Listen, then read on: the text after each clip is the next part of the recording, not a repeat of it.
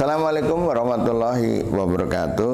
Teman-teman sahabat holistik, kita bicara ini sedang puasa ya. Jadi masuk ke bulan puasa yang pertama. Mudah-mudahan apa yang kita kerjakan Allah beri kekuatan kita untuk bisa sampai akhir, kemudian bisa kita menjalaninya dengan baik dan mendapatkan hasil yang baik. Ada pertanyaan, saran holistik untuk sahur dan berbuka. Sahur dan berbuka secara prinsip kembali kepada prinsip dari makanan sebenarnya. Jadi waktu puasa itu, puasa Ramadan itu cuacanya apa? Kondisi tubuh kita seperti apa? Yang pertama harus kita pelajari. Jadi kita harus tahu tubuh kita, kelebihan dan kekurangan tubuh kita, tipe tubuh kita. Kemudian yang kedua, cuaca yang sedang berlangsung. Ini kebetulan musim peralihan ya, dari hujan mau ke panas. Ini jadi kadang hujan, kadang panas. Ini karena mau habis nih musim hujannya. Tapi hujannya masih cukup deras ini, intens itu. Nah, ini juga akan mempengaruhi kepada pola makan yang kita makan. Biasanya kalau kondisi hujan, karena unsurnya dia air, maka makanan-makanan yang mengandung air tidak boleh terlalu banyak pada musim ini. Jika di daerah Anda itu sudah terang benderang, maka unsur air dan pelembab itu boleh masuk dengan syarat anginnya tidak kencang. Kalau anginnya kencang, maka makanan yang lembab dikurangi, tapi lebih banyak makanan yang kadar airnya tinggi. Jadi pada musim terang, kering, anginnya tinggi, anginnya kencang, makanan lembab akan menangkap air. Makanan lembab akan menangkap angin. Nah, kalau kondisi unsur yang kita minum atau yang kita makan unsurnya ada air yang sifatnya basah, itu akan menahan kita dari dehidrasi, menahan kita dari cuaca panas, tapi tidak terlalu menangkap dari angin tersebut, karena angin itu hanya direduksi tapi tidak dipegang. Tapi kalau lembab itu anginnya itu ditangkap terus dipegang, tidak dilewatkan, tidak diurai. Itu masalahnya di situ. Nah, ini yang perlu dipahami teman-teman itu. Kok rumit banget ya? Nah, memang begitu. Tubuh manusia itu seperti itu. Allah ciptakan tubuh manusia itu apa adanya, tidak seperti hewan yang kemudian dengan nalurinya dia, tubuhnya itu menyesuaikan. Ketika musim dingin maka bulunya menjadi lebih tebal karena dia tidak punya akal untuk berpikir. Tapi pada manusia berbeda, dia kulitnya tipis. Pada musim dingin bagaimana? Maka dia akan melihat binatang yang kulitnya tebal di musim dingin, binatang itu dibunuh, diambil kulitnya, disamak, dijadikan jaket pada musim dingin. Pada musim panas, karena dia tidak membutuhkan jaket dengan bulu tebal, itu akan disimpan.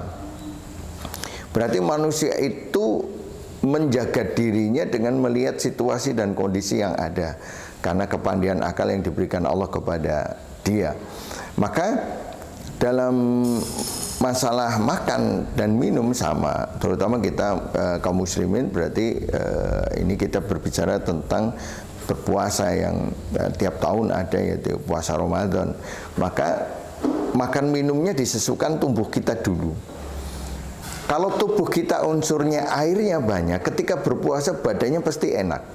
Karena ketika berpuasa badan kita panas, suhu kita meningkat, maka unsur air akan terurai. Tapi ketika jenengan itu berbukanya dengan unsur air lagi, maka nanti ngantuk. Karena unsur air sudah nyaman, ketemu unsur air lagi, maka nanti ngantuk. Ketika terawaian, terus rasanya badannya berat, tenaganya kemudian berkurang, maunya tidur, akhirnya jadi malas. Itu yang terjadi. Maka kita menjadi energi tidak mudah ngantukkan jika energi power kita itu cukup. Maka kalau unsur air terlalu banyak, ketika kita berpuasa sudah mengurai kadar air dan kelembaban, maka kita cukupi dengan protein yang cukup, yang lebih banyak pada ketika berbuka atau sahur, sehingga kita tidak mudah ngantukkan. Tapi kalau ketika kita berpuasa kemudian cuacanya itu panas terik, kemarau, itu maka kalau dia anginnya kencang, maka unsur protein harus masuk. Tapi diimbangi dengan apa? dengan air yang cukup, sayuran yang mengandung air, buah-buahan yang mengandung air itu dipenuhi, tapi tidak boleh terlalu banyak karena anginnya kencang. Sebab kalau tubuh kita lembab, kita akan menangkap angin itu sehingga tidak bisa terurai, kemudian mengeram di dalam tubuh kita, jadi bermasalah nantinya. Nah, ketika musim kemarau seperti itu, ketika musim hujan kayak gitu. Ketika tubuh kita tipenya normal, itu lebih nyaman. Ketika tubuhnya kita normal pada musim dingin, maka makanan yang mengandung lembab dingin dikurangi dulu sebanyak-banyaknya. Itu karena musimnya dingin. Kita menjaga suhu kita atau badan kita yang sehat itu tetap stabil.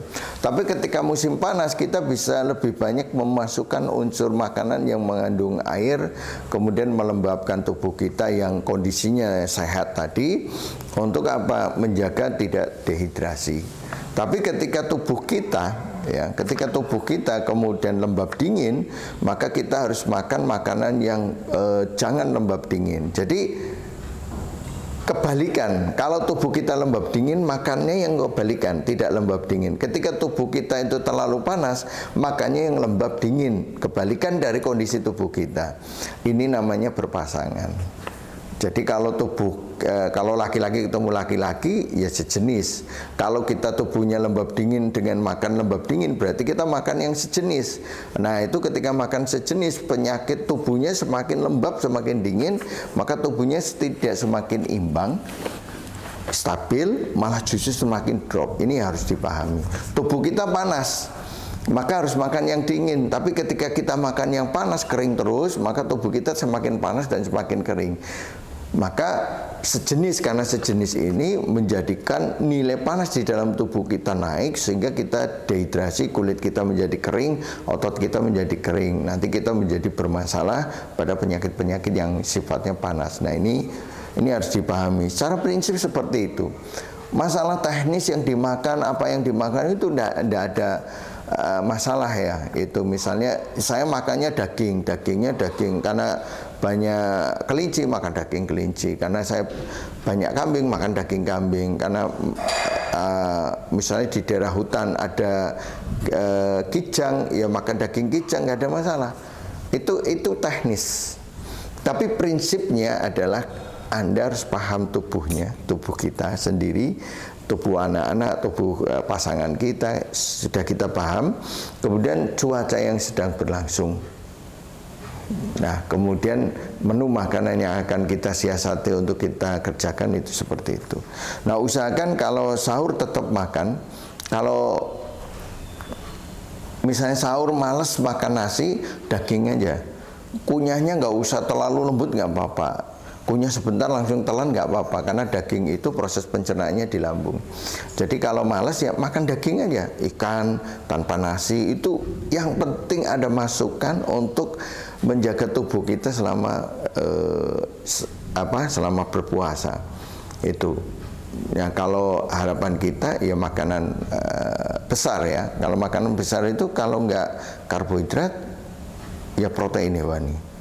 Jadi kalau malas makan nasi, ya sudah, makan daging, ikan, dijambal aja. Udah kayak gitu aja, jadi simpel untuk sahurnya ya.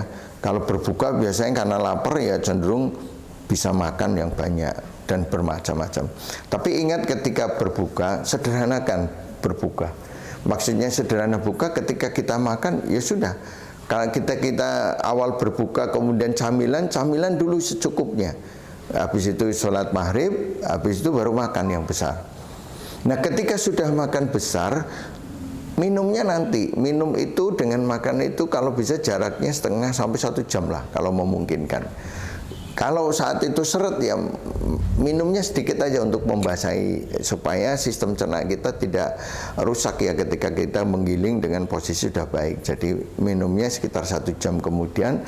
Habis terawih baru kita minum yang cukup ya. Nah, ini akan lebih baik bagi kita karena proses pencernaan tidak terganggu dengan banyaknya cairan yang ada di dalam tubuh. Maka sepertiga air, sepertiga udara, sepertiga makanan yang masuk itu. Nah, jangan diganggu ketika kita berbuka itu dengan makanan yang dingin, kayak misalnya es, jus itu jangan diganggu dengan yang seperti itu. Nah, kalau mau pingin banget misalnya hawanya panas kering dan sebagainya, kok ada es ya enak banget itu. Kok kita pengen ya, itu ketika makan langsung jangan minum itu habis tarawih aja. Habis tarawih ketika makanan sudah digiling, sudah cukup tercerna, nah supaya tidak mengganggu itu makan itu ketika satu tubuh jenengan cukup kuat, tubuhnya kuat, cuaca panas dan mendukung situasi sehingga tidak membuat tubuh kita drop, itu tidak ada masalah. Nah, hindarkan kalau berbuka itu ada yang senang air kelapa, itu hindarkan minum terus-menerus. Ya, karena terus-menerus nanti drop, jangan akan drop di akhir bulan. Karena air kelapa itu hanya untuk orang yang dehidrasi. Ketika Anda tidak dehidrasi, maka sebenarnya tidak butuh air kelapa. Tapi kalau Anda menghendaki air kelapa karena tubuhnya kuat, maka tidak boleh setiap hari, seminggu sekali atau 2 minggu sekali. Tapi ketika Anda tubuhnya lembab dingin, minum air kelapa, tubuh Anda akan drop dan semakin lemah. Itu seperti itu. Ini ada beberapa catatan sebenarnya. Pembahasan khusus makanan nanti akan kita buatkan videonya tersendiri khusus membahas tentang makanan-makanan dengan sifat dan karakternya masing-masing. Insya Allah demikian. Tunggu aja dari YouTube kita khusus untuk makanan. Insya Allah demikian. Assalamualaikum warahmatullahi wabarakatuh.